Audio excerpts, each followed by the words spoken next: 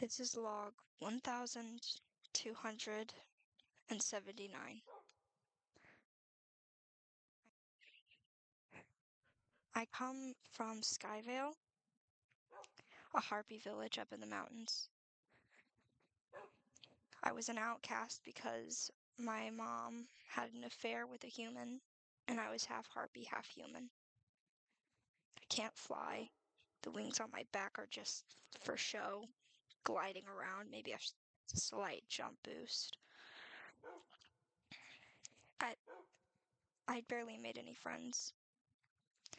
The one friend I did make, Celestine, she ended up leaving when she was 16. In our village's true fashion, they gave a tail for her. Blackbird.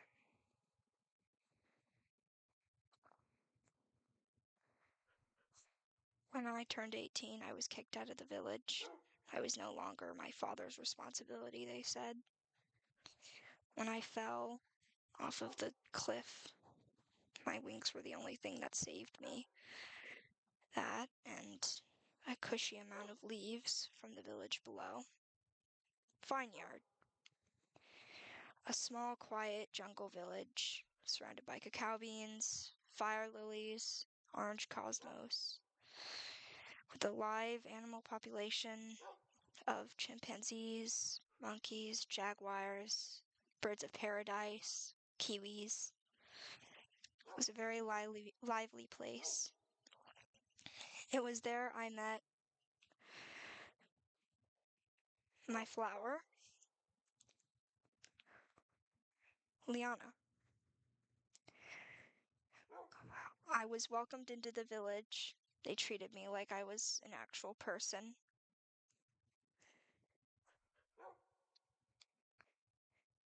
I eventually grew up to be, not grew up, but I don't know.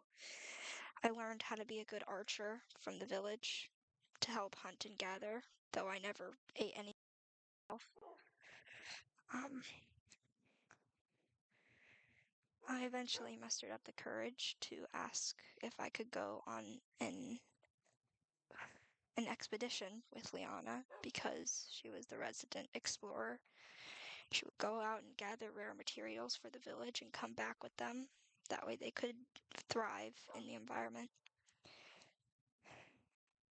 Liana agreed, and we went on our first expedition. During the expedition, we stumbled upon a couple of different biomes.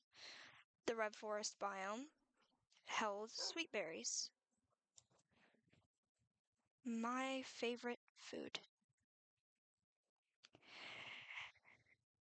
Sweet berries are a nice sweet berry that can be used for jam or other things. If you get rid of the poisonous coating that is around them, they're a quite pleasant snack to have from time to time.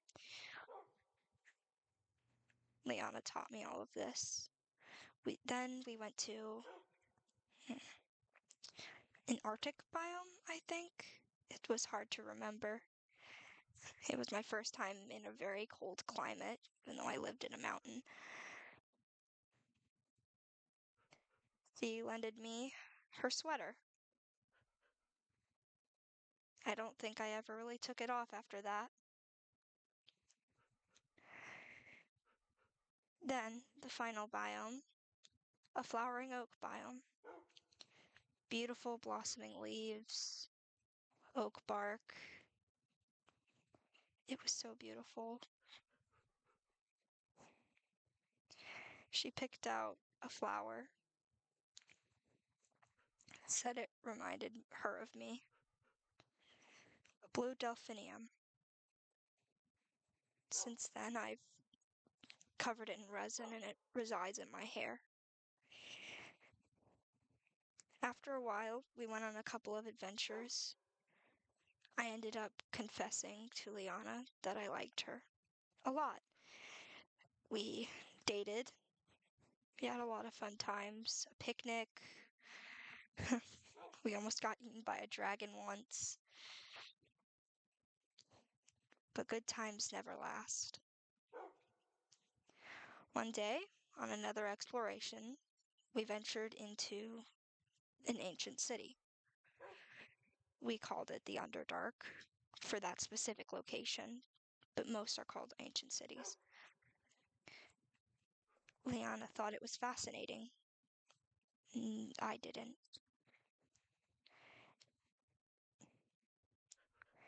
She ended up taking a sample of Skulk on the way out. Despite my protests, she decided to keep it. Apart from being an explorer, when she was in Vineyard, she was also a scientist. She helped develop cures for some diseases. She was truly remarkable in her talents. She would study Skulk day in and day out. Eventually, she started blocking other people out. Her father told me that it was just normal. Eventually, one day, I confronted her about this. We had an argument. She ended up locking herself in her lab. I decided to give her a day or two to cool off. Finally, she didn't show up around the village at all. I started to get worried, so I went down into the lab, scanned the key card. When the door opened, the lab was covered in Skulk. Infected, dark, bioluminescent. I hated it. I hate reliving this moment time and time again. It always shows up in the corners of my mind, in the midst of my memories. But that's not the point of this log. I ventured down, despite every instinct in my body telling me not to. I found her living quarters in the lab. Mostly everything was covered in Skulk. Once I managed to shut up the shrieker, I noticed that there was a small box under the bed. I picked it up and looked at it. It had a bow and a quiver, specially made for me. And it had an engagement ring. Liana was going to propose. I stumbled out of the lab, or living quarters, and I heard something behind me. It was Liana. She was infected. Her specific infection was a warden.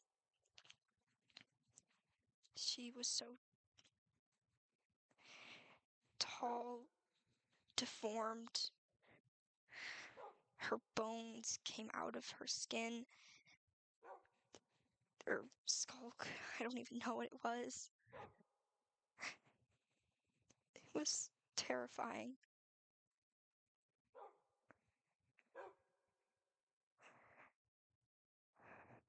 Every bone in my body wishes that somehow, some way, it could have been me instead of her.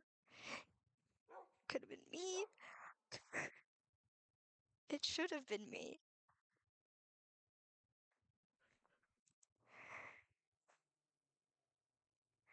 I ran out, but the Skulk had already spread into the village.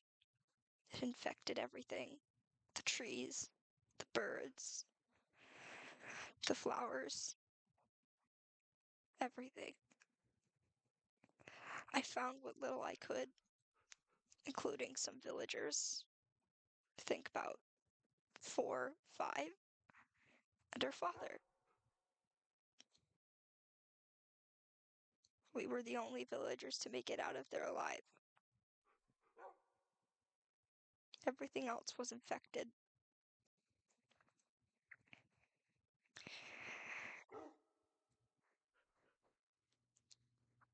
I didn't want to lose hope.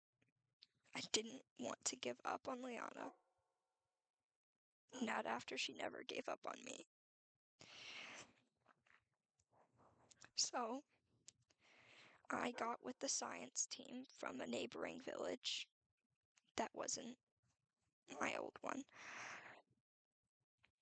And they helped. And that's where I met Leon.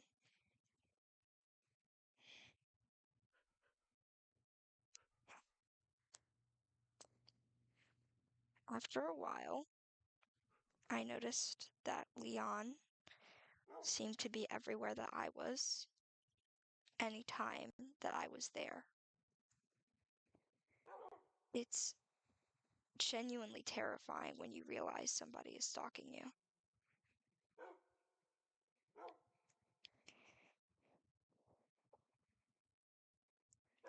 Eventually, it ended up that he found the cure. How dumb I was to believe it was the real thing, huh?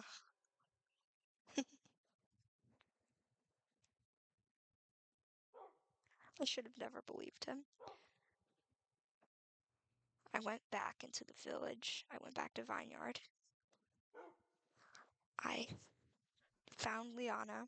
I lured her away, and I gave her the cure. I gave her the cure. And she, very painfully, was uninfected.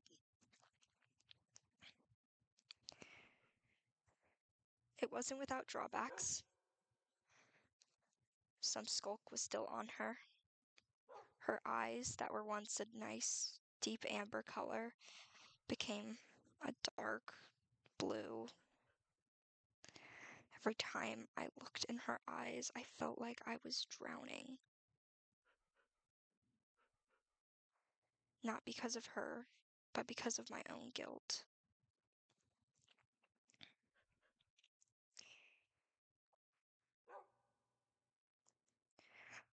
She endured countless months of physical therapy.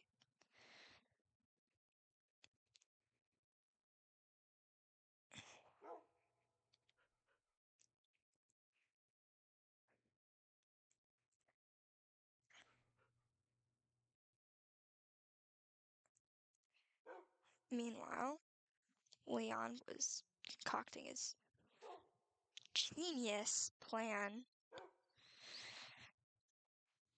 He kept trying to kill Liana.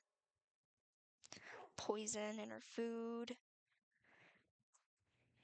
a knife under her pillow. Things kept going wrong. The slippery stairs, the broken crutches.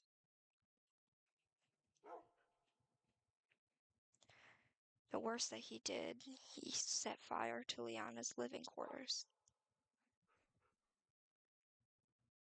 Luckily, he never stopped to think that I was there to protect her. That I would protect her, even.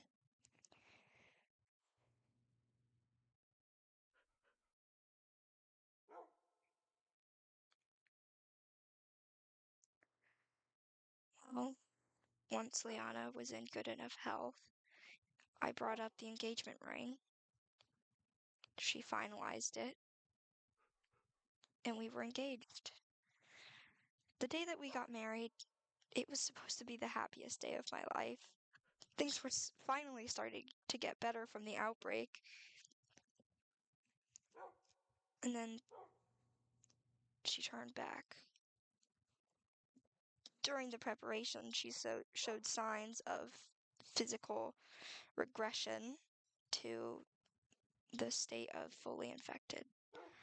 She started to get a lot taller. Her skin started to look more blue.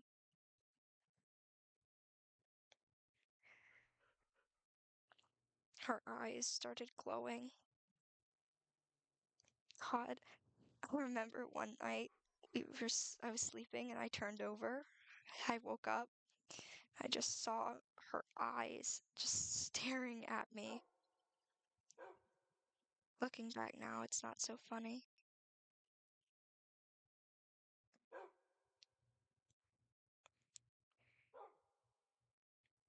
The last thing that Liana said to me, it was after the vows. We kissed. He said, "My love, let me rest." So I did. I called the military and they exterminated her along with every other resident in Vineyard. To live in the skull infection is to feel pain every day, every living moment that you're breathing. You feel it and it hurts. That's what she told me. She wanted rest, not just for her, but for everyone that she ever cared about.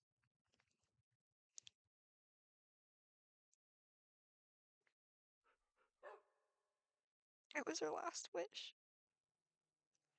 and I granted it. I saw my wife die in front of me because of something she wanted. I knew it was selfish to keep her alive.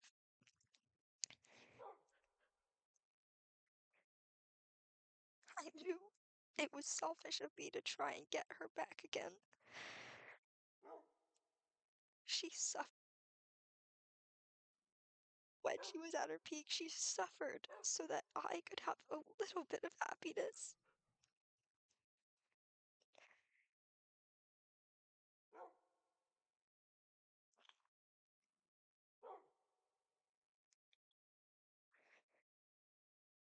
After that, I grabbed all my things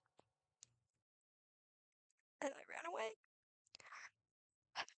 I traveled as far as I could with as much supplies as I could, and I ended up here in eternity. Met nice people, Socks, Asher, Navi, Koki, Chlorine, Elenium, Fidelio, Ethel, WS. I met some people who I don't trust, but I know deep down they had the same motives that I once had. Glitch, or Elliot glitched in, and there's other people that I don't know as well. Alaric. Oh, and Genium? I don't even know their full name. I can't.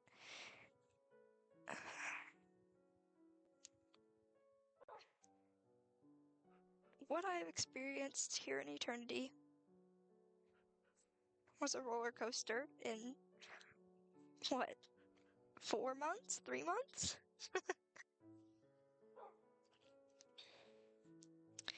We had the first church event. That was chaotic. Everyone was so loud, but we were all meeting each other. Then we had the dinner party. That was the first time Elliot died. He shortly came back afterwards as a ghost. I came out pretty banged up from that fight. I didn't have arrows, so I was using an axe. I'm not good with melee weapons, especially a great axe. I don't know why I had a great axe.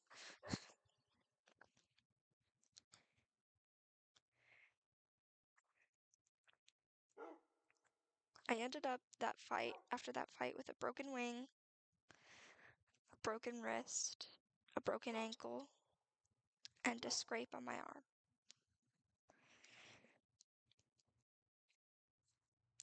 After the dinner party, Rev showed up. Basically Glitch. Just they didn't know that they were Glitch.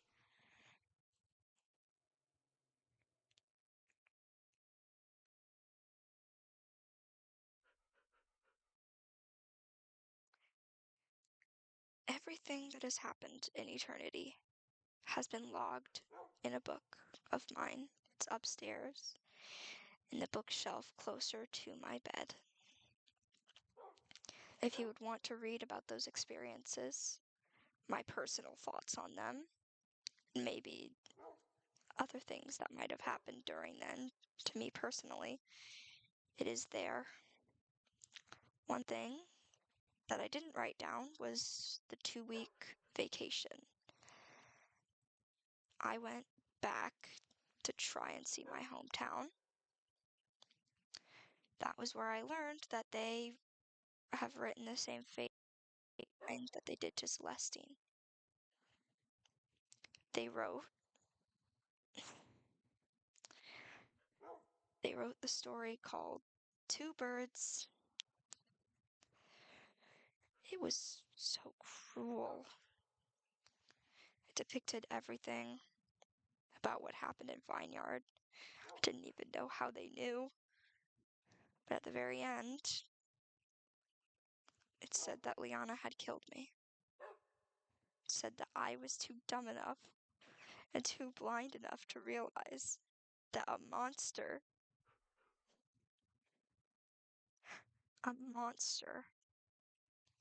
was right in front of me. Liana wasn't a monster. That's one thing that I know for sure.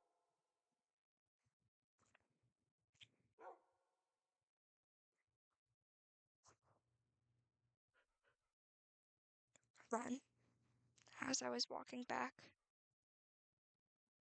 Leon stopped me. He was talking about how eternity was too dangerous and that I shouldn't return. And it would be better if I just stayed in his town with him. I refused, obviously. I'm not gonna stay in some town that I barely even know. Nobody likes me there. Nobody even cared that I left. Got into a quarrel. Next thing I know, he grabbed my arm, started trying to fight back. He pushed me to the ground. I struggled a lot. I ended up using my wings as leverage. I flat upwards. I got pushed into the air, and it gave me enough strength to push him off of me. I didn't know what was going to happen. I was so scared. I didn't know that we were wrestling near a cliff. He fell off.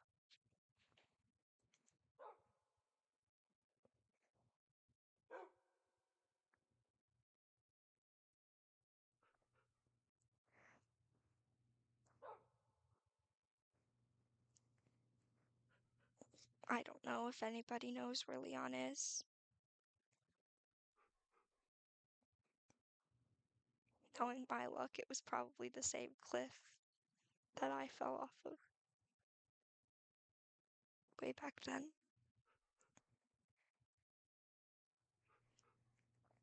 I came back.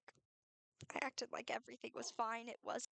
I tried to throw myself into research to try and do something, anything useful.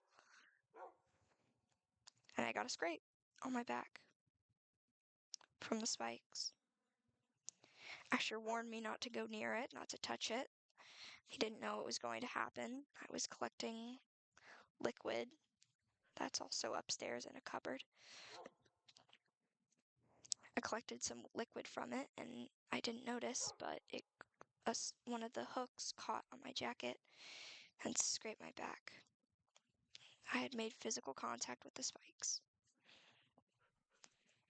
I don't know if I've progressed in the sickness or something else, but water hurts to touch now, I think. I can't even remember anything. It's been, what, 2, 3 days since I last slept. feel so tired all the time, but I can't go to sleep. I've been having coughing fits. It's a miracle that that hasn't happened during this recording. That comes to why I've made this log. This is my last log. The last thing that will ever be known about Sama Malami. Dad, if you somehow see this or hear this, thank you for trying to give me some sort of childhood that never fit. Celestine, if this somehow gets to you, I don't know where you are. Know that I did try to find you. And I hope you're doing okay. Thank you for being the only one that ever believed in me then.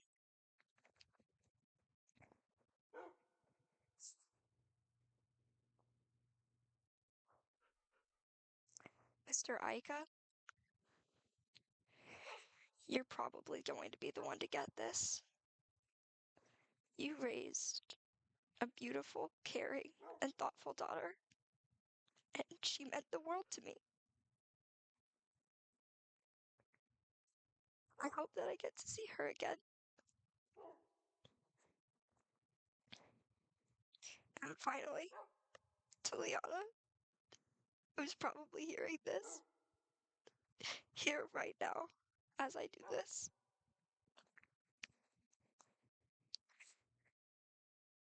I hope I see you soon. I don't want to suffer like you did, and it probably makes me a coward.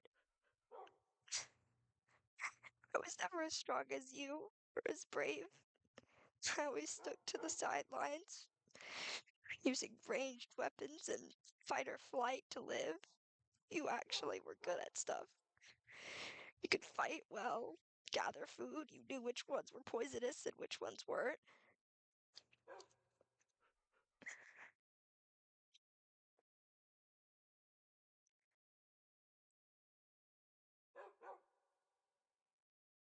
I want to leave one last message to the people of Eternity and Valeria and Embervale.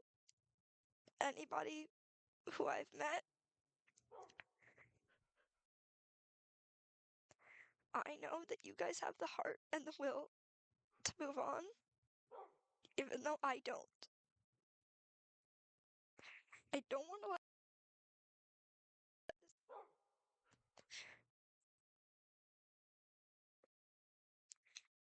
but here's my last statement. I hope to see you again, Liana.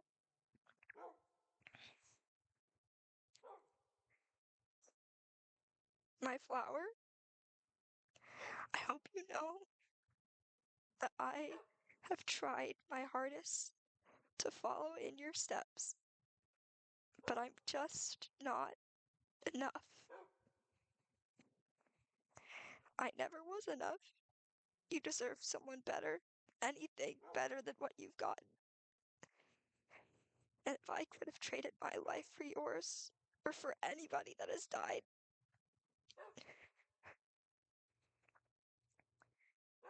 I would. If I could have died instead of Fidelio, instead of you, instead of anybody from the village, if I could have just never been born at all. My flower, I'm coming to see you again.